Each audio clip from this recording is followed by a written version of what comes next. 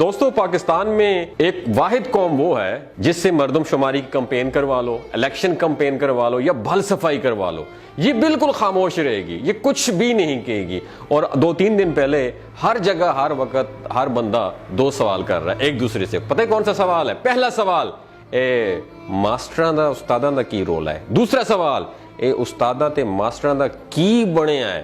دوستو میں آج ان 2 سوالوں کے جوابات دینے کی کوشش کروں گا۔ سب سے پہلے تو یہ اساتذہ کا مسئلہ بالکل بھی نہیں ہے، بلکہ یہ 2 طاقتور ادارے چھوڑ کر باقی تمام ملازمین کا مسئلہ ہے۔ اس میں آپ بھی شامل ہیں، میں بھی شامل ہوں۔ مسئلہ یہ ہے کہ ملازمین کو نوکری دیتے وقت آئین نے جو حقوق دیے تھے اب وہ تمام حقوق ختم کیے جا رہے ہیں۔ گریڈ 1 کے سویپر سے لے کر گریڈ 20 کے آفیسر تک ہر بندہ، یاد رکھیے، نوکری کے پہلے دن سے لے کر آخری دن تک اپنی اصل تنخواہ سے کٹوتی کرواتا ہے۔ پتہ ہے کیوں کرواتا ہے؟ وہ اس لیے کرواتا ہے کہ جب میں ریٹائرڈ ہو جاؤں گا تو ریٹائرمنٹ ملے گی، جس سے اپنی بیٹی کی شادی کر لوں گا یا پھر اپنے بوسیدہ مکان کی مرمت کر لوں گا۔ اب حکومت یہ حق بھی ختم کر رہی ہے۔ ایک انسان کوئی بزنس کرتا ہے تو وہ بزنس اس کی وفات کے بعد اس کے بیٹے اور اس کے بعد نسل در نسل ٹرانسفر ہو جاتا ہے اور پھیلتا بھی جاتا ہے، ایکسپینڈ کرتا ہے۔ یاد رکھیے ایک سرکاری ملازم اپنی آدھی زندگی تعلیم میں اور پھر 60 سال تک کی عمر اپنے ڈپارٹمنٹ کو دیتا ہے کہ ریٹائرمنٹ کے بعد جب میں بوڑھا ہو جاؤں گا تو گورنمنٹ میرا سہارا بنے گی، گورنمنٹ مجھے سپورٹ کرے گی۔ ان کی پینشن یاد رکھیے اب ختم ہو رہی ہے۔ جب سب ملازمین کا مسئلہ ہے تو ٹیچر کیوں احتجاج کر رہے ہیں؟ میرا سب سے بڑا سوال ہے، باقی ڈپارٹمنٹ ادارے کیوں نہیں، باقی محکمے کیوں نہیں کر رہے ہیں؟ اس کا جواب یہ ہے کہ 7.5 لاکھ فوج کے بعد دوسرے نمبر پر سب سے زیادہ تعداد اساتذہ کی ہے، وہ سب متاثر ہو رہے ہیں، اس لیے احتجاج کر رہے ہیں۔ اب سوال یہ ہے کہ سکولز کی تالہ بندی کر کے بچوں کا تعلیمی حرج کیوں کیا جا رہا ہے؟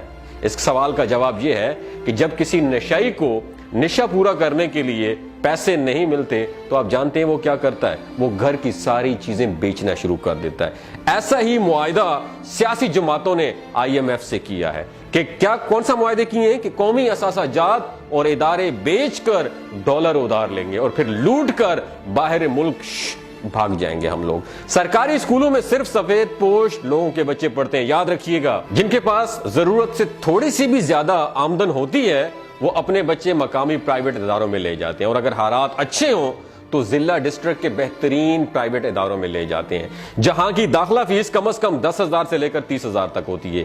یہ باتیں میں فرضی کہانیاں نہیں بتا رہا ہوں، میں نے بھی ایک سرکاری جاب کی ہے، مجھے بھی پینشن مل رہی ہے، اور میں یہ اپنے لیے نہیں، میں تمام اساتذہ کے لیے چیخ رہا ہوں، تمام اداروں کے لیے چیخ رہا ہوں جن کی پینشن ختم ہو رہی۔ میں الحمدللہ اچھا خاصا کما رہا ہوں، پینشن نہ بھی ہو تو کوئی فرق نہیں پڑتا، لیکن ان کے لیے ضرور بولوں گا جنہوں نے ہمیں اپنے پاؤں پہ کھڑا کیا، جنہوں نے ہمیں جینا سکھایا۔ یاد رکھیے سرکاری ملازمت کو، کچرا حکومت کو یہ ٹاسک دیا گیا ہے کہ سرکاری اسکولز کو بیچ دو، پرائیویٹائز کر دو۔ ان کے انکار کے بعد ہم عوام میں جانے کے قابل نہیں رہیں گے۔ جاتے جاتے انہوں نے کیا کیا؟ یہ قانون پاس کروا دیا کہ نگران حکومت اپنے فرض الیکشن کروانے کے علاوہ ہر وہ کام کروا سکتی ہے جس کی پہلے آئین میں اجازت ہی نہیں تھی۔ نگران حکومت اپنے ٹاسک کو پورا کرتے ہوئے سرکاری اسکولز کو غیر ملکی NGOs کو بیچ رہی ہے، جو اپنی مرضی کی فیسیں لیں گے اور اپنی مرضی کا سلیبس پڑھائیں گے، جہاں ایک طرف روح ایمانی کا خاتمہ اور دوسری طرف سفید پوش لوگوں کے لیے تعلیم دلوانا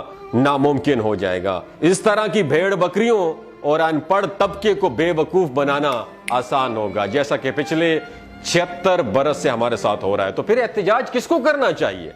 کیا تعلیم صرف ملازمین نے اپنے بچوں کو دلوانی ہے؟ اگر تو باقی عوام بھیڑ بکریاں ہیں تو پھر واقعی ماسٹران دا رولا ہے، اگر نہیں ہے تو یہ رولا آپ سب کا ہے، یہ رولا میرا ہے، اس رولے کو اپنا سمجھیے۔ یاد رکھیے دوستو، بلا شبہ کسی قوم کی ترقی کا راز اس کی علمی استعداد میں پنہاں ہوتا ہے، اور تعلیم کے میدان میں آگے بڑھنا اور قابل اور مخلص اساتذہ کے بغیر بالکل بھی ممکن نہیں ہے۔ بدقسمتی سے ہم تو اس راز کو نہ سمجھ پائے، لیکن اہل مغرب نے استاد کی اہمیت کو خوب جانا اور دل سے مانا ہے۔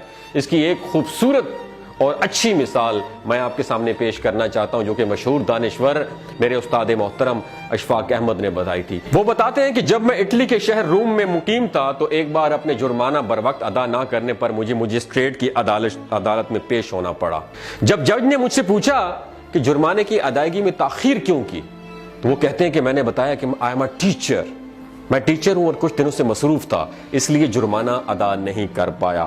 اس سے پہلے کہ وہ بتاتے کہ میں جملہ مکمل کرتا جج اپنی جگہ سے کھڑا ہو گیا اور بآواز بلند کہنے لگا۔ وہ جملہ پتہ ہی کون سا تھا؟ آپ نے دماغ کی کھڑکیوں کو کھول کے سننا ہے، میں یہ حکمرانوں کو ڈیڈیکیٹ کرنا چاہتا ہوں۔ وہ بتاتے ہیں کہ جج نے کہا کہ عدالت میں ایک استاد تشریف لائیں، a teacher is in the court.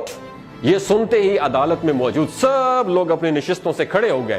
اس دن وہ بتاتے ہیں کہ مجھے معلوم ہوا کہ اس قوم کی ترقی کا راز کیا ہے۔ دوستو یاد رکھیے گا، جو قومیں اپنے اساتذہ کی قدر نہیں کرتی وہ بربادی کا شکار ہو جاتی ہیں۔ اور یاد رکھیے ہمارا دشمن اور کوئی بھی نہیں ہے، ہمارا اپنا شمار بھی ہمارے دشمنوں میں ہے۔ اور دوسری بات یاد رکھیے، وہ جنگ انسان کبھی بھی نہیں جیت سکتا جس جنگ میں اس کا دشمن اس کا گھر کا آدمی ہو۔ تیسری بات یاد رکھیے، ہم کسی کی مدد کیا خاک کر رہے ہیں، ہم خود اپنی بربادی خود کر رہے ہیں۔ ہم کسی کی مدد نہیں کر سکتے، ہم اپنے دشمن خود ہیں۔ اگر آپ کو یہ ویڈیو اچھی لگی ہو، اپنے اساتذہ کو ڈیڈیکیٹ کرنے کے لیے اس ویڈیو کو زیادہ سے زیادہ شیئر کیجیے۔ آج وہ وقت آ گیا ہے، ان کے لیے آپ نے کھڑا ہونا ہے۔ ساری زندگی وہ آپ کے لیے کھڑے ہوئے۔ اور میرا ان لوگوں سے بھی ان لوگوں کے لیے ایک میسج ہے جو شاگرد ہیں، کسی بھی ڈپارٹمنٹ میں ہیں، کسی میں بھی ادارے میں ہیں، جب آپ کے سامنے استاد آئے گا نا، ہاتھ مت اٹھانا، ورنہ اللہ نے اس زمین پر لانے کے بعد استاد نے آپ کو اس مقام تک پہنچایا ہے۔ اگر اس استاد کے سامنے آنکھوں میں آنکھیں ڈال کے کھڑے ہو گئے اور اگر آپ کا ہاتھ اٹھ گیا تو یقین مانے آپ زمین دوز ہو جائیں گے، زمین بوس ہو جائیں گے۔ خیال رکھیے گا یہ گناہ کہیں آپ سے سرزد نہ ہو جائے۔ اپنے اساتذہ کے آپ کے سامنے آئیں تو ان کے پاؤں کو چھوئیے گا، کیونکہ انہوں نے آپ کو اس مقام تک پہنچایا ہے۔ اپنا اور اپنے ساتھ جڑے رشتوں کا خیال رکھیے گا۔ اللہ حافظ۔